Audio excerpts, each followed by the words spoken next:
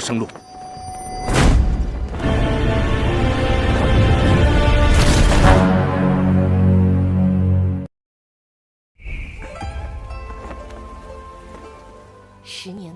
Halo para warga sekalian, kembali lagi di channel aku Nime.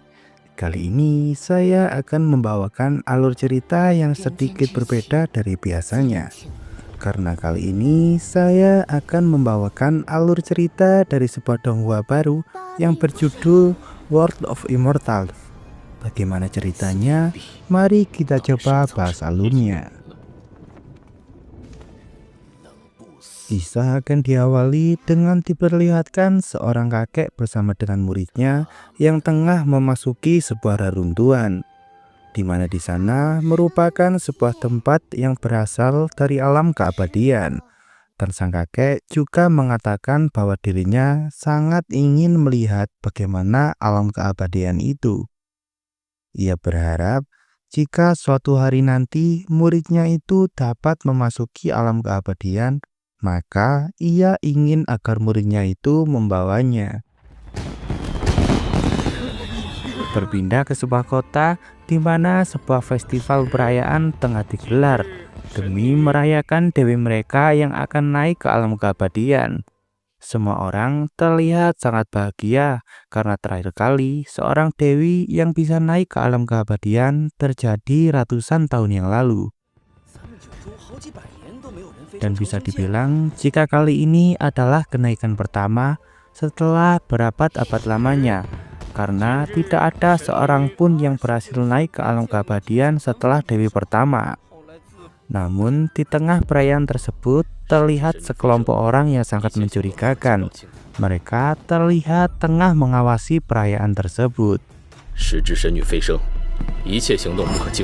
Dan kita beralih kepada sang MC kita yang tampan ini, yang bernama Xiao Chen, yang saat itu terlihat tengah berjalan di sekitar area festival. Namun, karena merasakan bahwa ada orang yang tengah mengikuti dirinya, maka Xiao Chen pun bergegas untuk menjauhi tempat tersebut.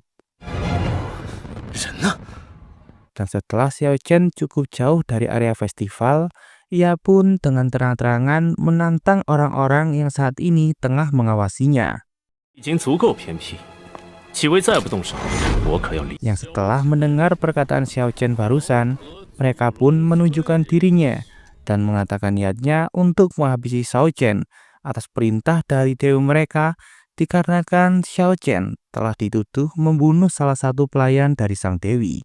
Xiao Chen yang sudah lelah menjelaskan bahwa dirinya tidak bersalah pun langsung saja menantang mereka semua untuk menyerangnya.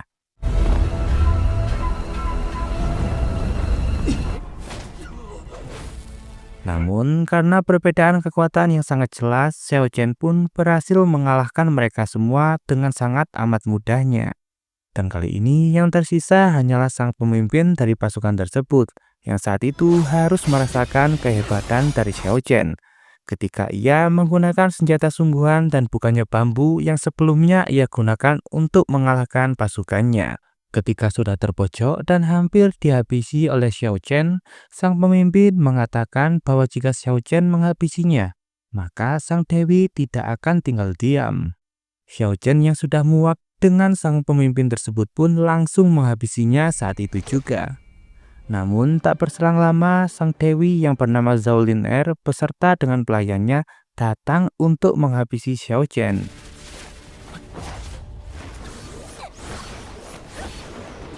Dengan kemampuan selendang dari para pelayannya, Xiao Chen pun berhasil untuk ditangkap.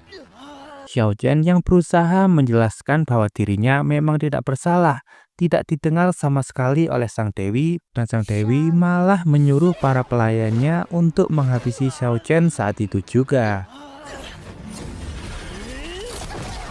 Xiao Chen yang tak mau mati di sana pun mengeluarkan kekuatan kultivitas miliknya dan membuat para pelayan tersebut tidak dapat melakukan apa-apa terhadap Xiao Chen.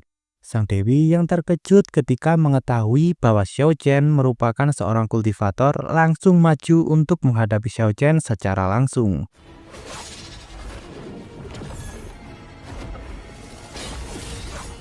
Meskipun demikian, Xiao Chen yang tahu bahwa ia tidak akan dapat mengalahkan sang dewi, memang tidak berniat untuk melawannya, melainkan ia berniat untuk melarikan diri dari sang dewi.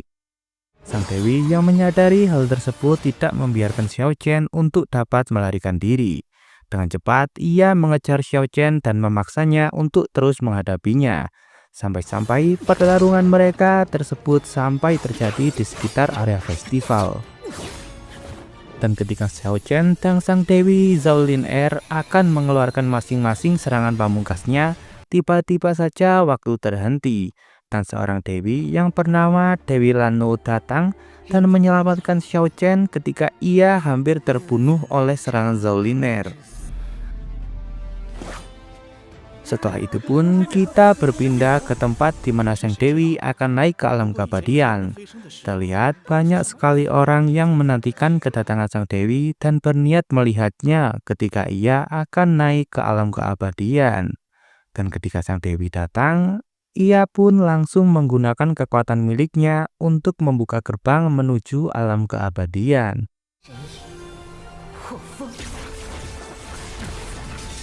Di mana ketika gerbang tersebut terbuka, terlihat dua raksasa yang tengah menjaga pintu tersebut beserta dengan sebuah tangga yang harus dinaiki oleh Dewi Lan U untuk dapat memasuki alam keabadian. Di mana di sana dijelaskan bahwa salah satu syarat untuk dapat memasuki alam keabadian adalah dengan melupakan segala ingatan dan kenangan yang ada di dunia fana. Yang tanpa diduga, sang dewi yang ternyata masih tidak bisa melupakan hal yang berkaitan dengan dunia fana, harus menerima kenyataan bahwa dirinya harus ditolak masuk ke alam keabadian.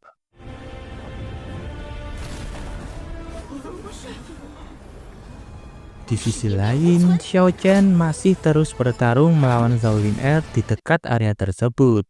Sampai-sampai mereka berdua harus terjatuh ke dalam jurang, dikarenakan dahsyatnya pertempuran antara mereka berdua.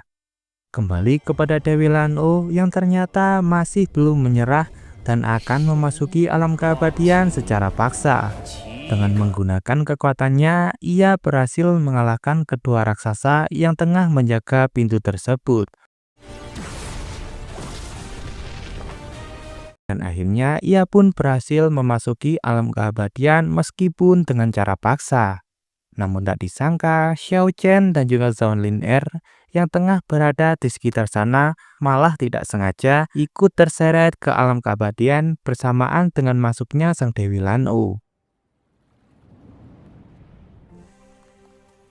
Sesampainya di alam keabadian, Xiao Chen yang pingsan dan terdampar di sebuah bantai, tiba-tiba ia didatangi oleh seekor kuda putih yang membangunkan dirinya. Dan ketika Xiao Chen sadar dan kebingungan di mana ia berada saat ini, ia mencoba untuk menelusuri tempat tersebut. Ia pun berhasil menemukan sebuah tebing tinggi yang membuatnya sadar bahwa dirinya saat ini tengah berada di alam keabadian.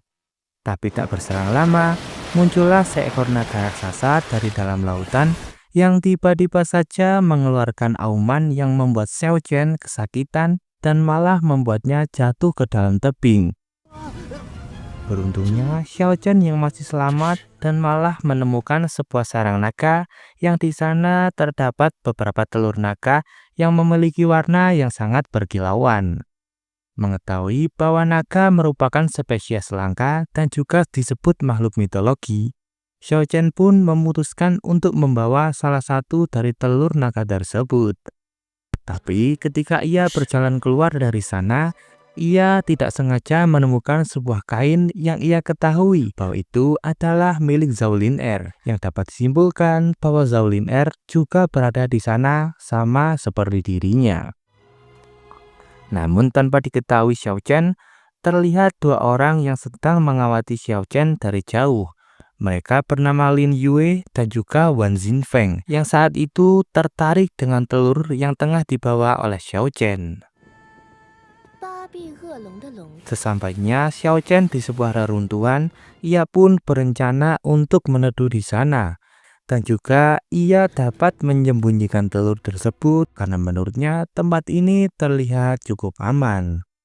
Namun beberapa saat kemudian, Lin Yu dan juga Wan Xinfeng pun juga memasuki tempat tersebut. Dikarenakan hujan yang turun dan ketika mereka bertemu dengan Xiao Chen pun, mereka mengatakan niatnya. Mereka hanya ingin berteduh dikarenakan hujan sudah mulai turun. Tapi ketika Lin Yue dan juga Wan Xinfeng mengenalkan diri mereka kepada Xiao Chen dan mengatakan bahwa mereka berasal dari alam keabadian dan berada di tingkat pertama. Dan Xiao Chen pun mengenalkan dirinya kepada mereka bahwa ia berasal dari dunia manusia. Tiba-tiba